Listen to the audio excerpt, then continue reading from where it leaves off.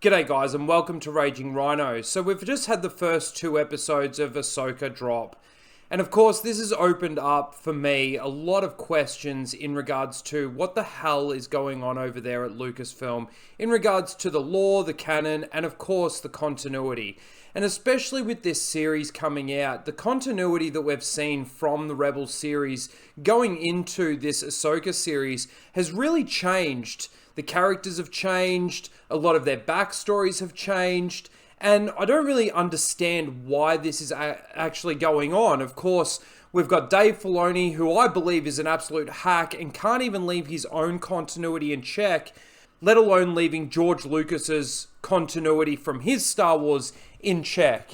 So a lot of the questions that I've got from this series so far is not only how does Sabine survive a lightsaber stabbing, and the little things like that. Of course, we've got these characters from the Rebels series that are acting completely different. Sabine, Hera, Ahsoka, from their animated counterparts.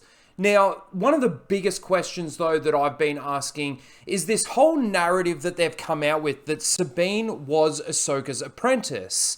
That makes no fucking sense! Now, throughout the entire Rebels series, Sabine never trained with Ahsoka. She never really had any interactions with Ahsoka. Anytime that we saw Ahsoka in the Rebels series, it was to catch up with Ezra and Canon on Jedi business. There was never really any interaction with Sabine, so I don't really understand where this narrative is coming from that Sabine used to be her apprentice. And of course, I truly believe that they're trying to make Sabine Force sensitive, and of course, that's not how the Force works. If Sabine was Force sensitive, then Canon would have maybe sensed it, Ezra would have sensed it, and especially when she was going through the training with Canon, something would have come out in regards to her being Force sensitive. So I don't really understand where that's coming from. But the reason why I'm putting this video together is because there's a lot of the Disney seals out there that are using their retarded headcanon to justify how this makes sense. And a lot of that is where people are saying that the end of the Rebels series happens maybe straight away, and then the Ahsoka series happens like 5 years after the events of the end of the Rebels series. So I just want to go over a couple of things with you to prove that that is actually not the case, and that the first 2 episodes of the Ahsoka series is actually a crossover with the end of the Rebels series. So the first thing that I'm going to show you here is just the end of the Rebels series. Now, I obviously can't play it all because of copyright issues. However, I'm just going to show you. This is where Sabine starts narrating at the very end. We are, of course, on Lothal here. Sabine's standing there, looking around. Now, obviously, there are a couple of differences, right? Just a couple of differences. And then we get this shot of Ahsoka's ship flying over the top. And of course, I just want to skip forward. This is where Hera's actually speaking. Fracture. The small rebellion had become bold. Right, so this is where she's sort of narrating. So this scene here is actually a crossover with a moment in episode 1 when Ahsoka first arrives to Lothal to go and speak to Sabine about the map and try and get her to unlock the map. Right, and I'm going to show you exactly where that matches up. Now, Sabine goes on to narrate to explain what happens to Zeb, to explain what happens to Hera, and of course that Jason Syndulla is now a thing, right? And then we've also got this scene here.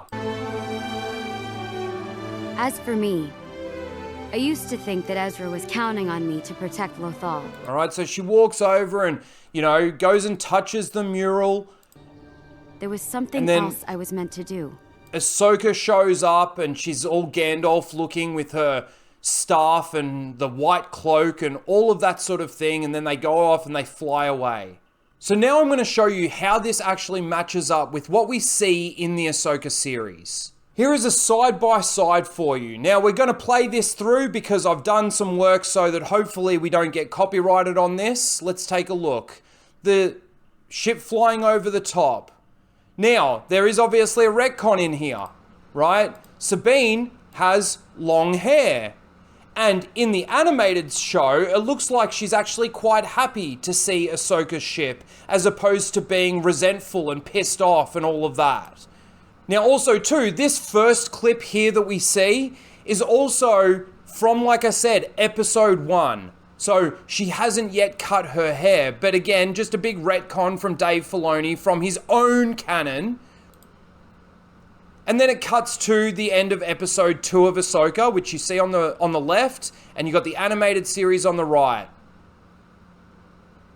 She goes over, she touches the mural, taps on it, right, with her finger. The ship comes over, gets a little dark. She turns around, and Ahsoka's standing there. Now, there is obviously, like I said, the difference that Ahsoka is actually wearing her white robe over here with the staff, as opposed to what we see in the Ahsoka series.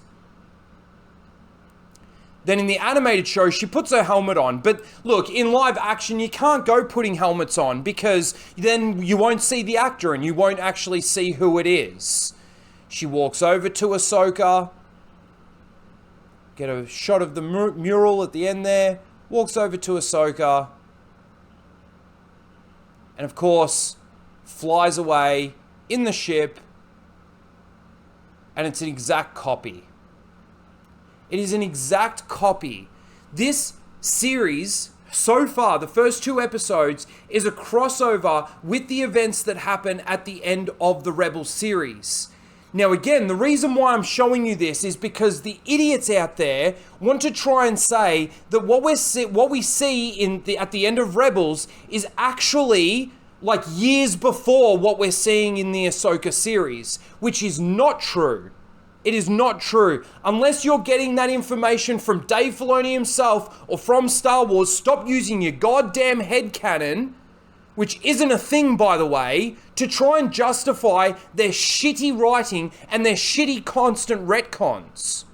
And what those idiots are actually saying is that at the end of Rebels, Ahsoka comes, picks Sabine up, goes off, trains her, makes her her apprentice, and then she must have walked away from her. And that's why Ahsoka says what she says in regards to walking away from Sabine. And of course, the fact that she was training her and that she was her apprentice. It's absolutely ridiculous. This is a complete crossover with the end of the Rebels series. So, I again ask the question, when did Ahsoka train Sabine? When was Sabine Ahsoka's apprentice? Because the last time that we see Ahsoka before this moment at the end of Rebels in the Rebels series is when Ezra saves Ahsoka using the World Between Worlds. Now, if you notice in that episode in the World Between Worlds, Ahsoka goes running through the same portal that she came out of. Now, if she was to go straight off and running for the Ghost Crew and looking for those people, Ezra and all of them, then Ezra would never go to the World Between Worlds, find Ahsoka and save her life because she's saved. So she's essentially, after that moment that she gets saved in the World Between Worlds, got to go into hiding because in her time period, events haven't taken place yet. She needs to allow things to happen the way that they happen and not interfere with those so Ezra can actually save her ass. So again, I put the question to you all out there. When the fuck did Sabine get trained by Ahsoka? When the fuck was Sabine ever Ahsoka's apprentice? Go back and watch the Rebels if you have to. I can guarantee you will not find an interaction that alludes to any of the things that we see in the Ahsoka series in the Rebels series. Like how Ahsoka talks about Sabine being bullish and stubborn. When did Ahsoka ever see Sabine be stubborn or bullish? Never. Never. And to me, this is just a complete retcon. I don't want your stupid headcanon explanations. I want an actual explanation from the people that are creating this retarded canon. And as far as I'm concerned, Disney Star Wars isn't Star Wars. Anyway, let me know your thoughts on this in the comments below. Please don't forget to like, share, and subscribe, and we'll see you in the next one. Later, guys.